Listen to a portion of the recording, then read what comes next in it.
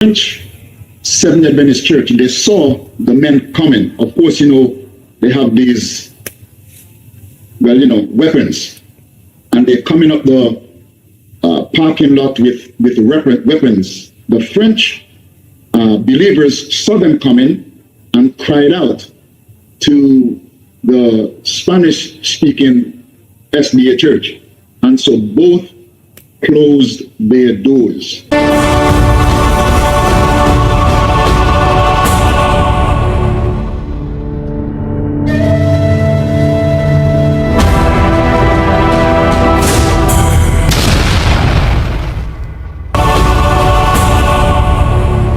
Maligayang pagdating mga mahal kong kaibigan dito sa channel ng VTD Media Ministry.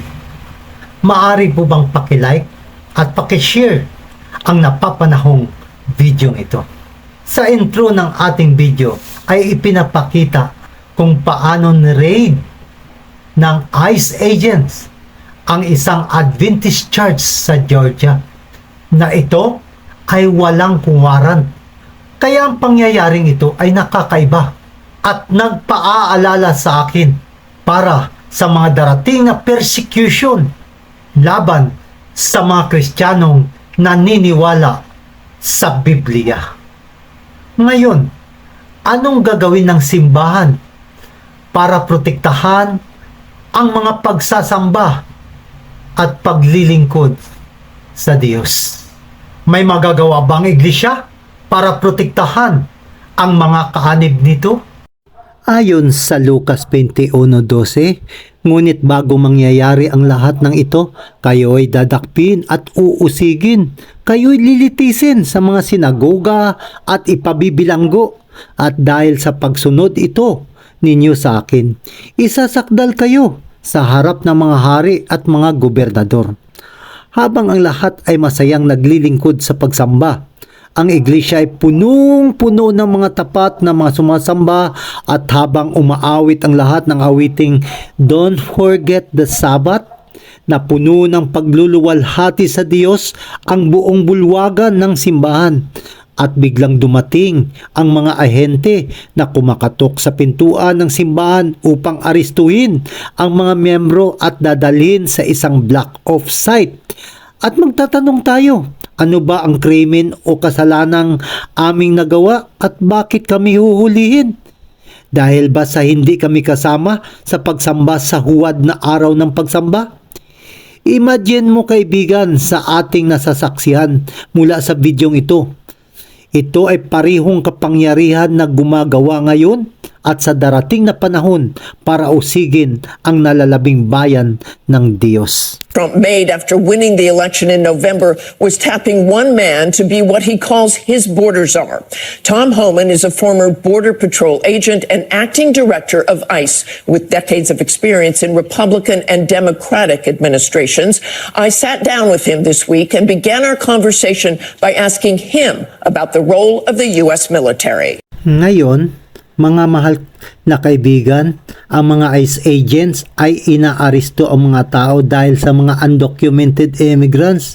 Ngunit ipinahayag ng mga propesiya mula sa Biblia na ang hayop na kagaya ng tupa, ang Amerika, ay magsasalita kagaya ng isang dragon, at ang lahat ng batas na kagaya nito sa darating na panahon ay ipapatupad ng lahat na nagtataya sa gobyerno.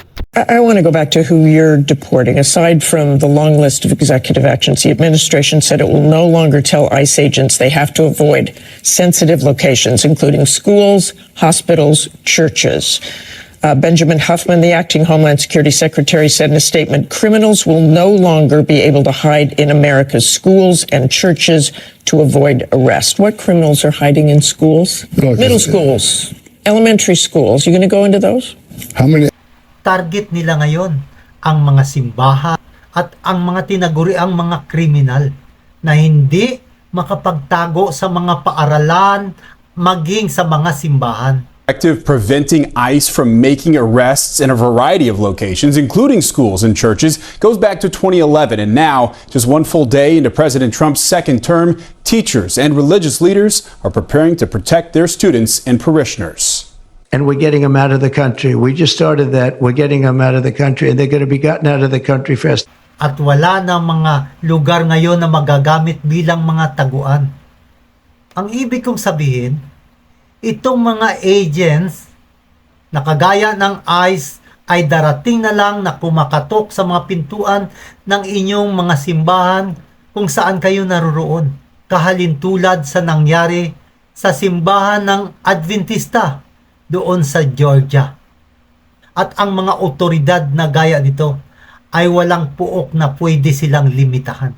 Kung ganon, anong mga simbahan ang kanilang mga target?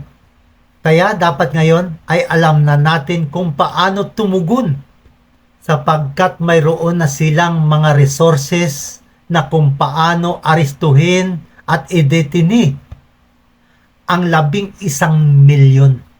Ilan ba ang mga Adventista na nasa Amerika, sa Timog Amerika, at sa Hilagang Amerika?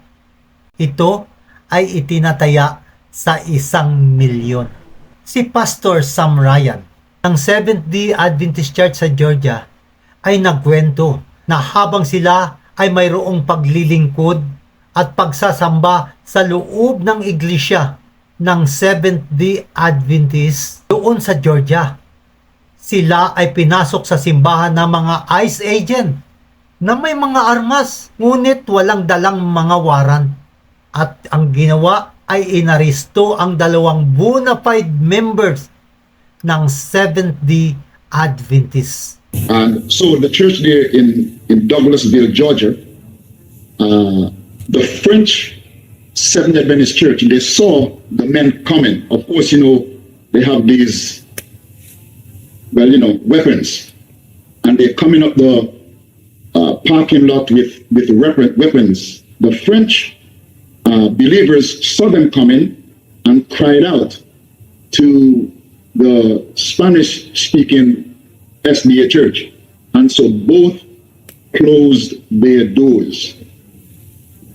The ICE individuals were able to grab 2 of their members, but 2 members of the Spanish, on the Spanish church side of Mexican descent.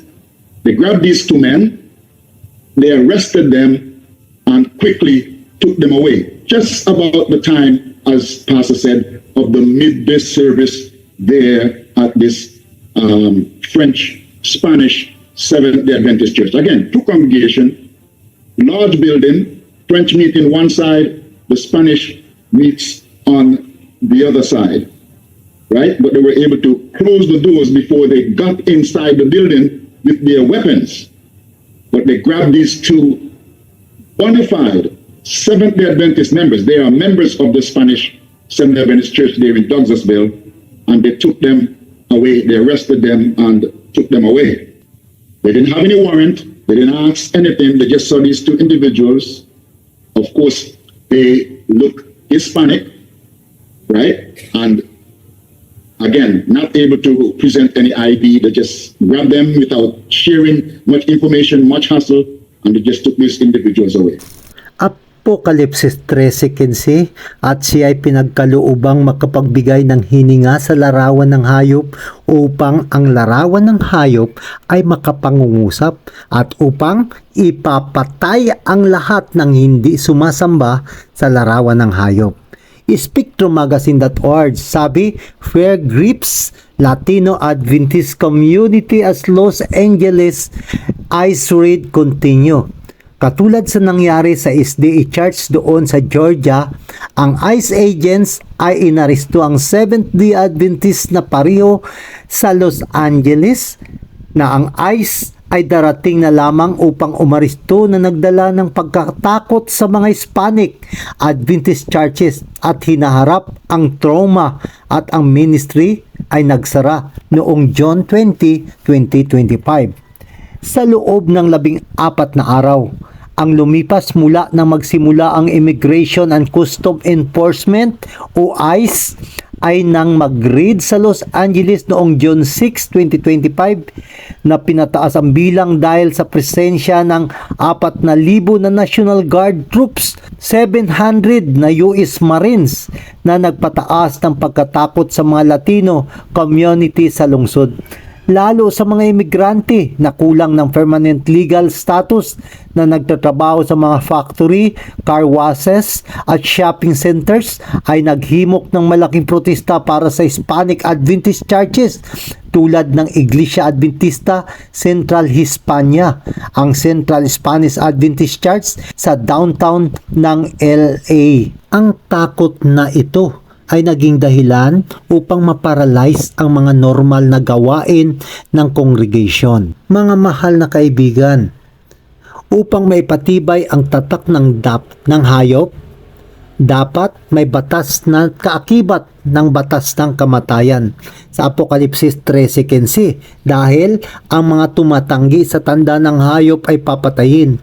Huwag mong aasahan ang sandilo kung wala ang batas ng kamatayan. Kaya ngayon, isinaaktibo muli ni Donald Trump ang death penalty. Ang ating amang nasa langit ay mayroong tanda bilang manlalalang kung ano ang kanyang posisyon, ang pangalan at ang kanyang teritoryo, at ito ay matatagpuan sa ika-4 na utos ng kanyang 10 utos. Noong Dark Ages, maraming tao ang namatay dahil sa katotohanan.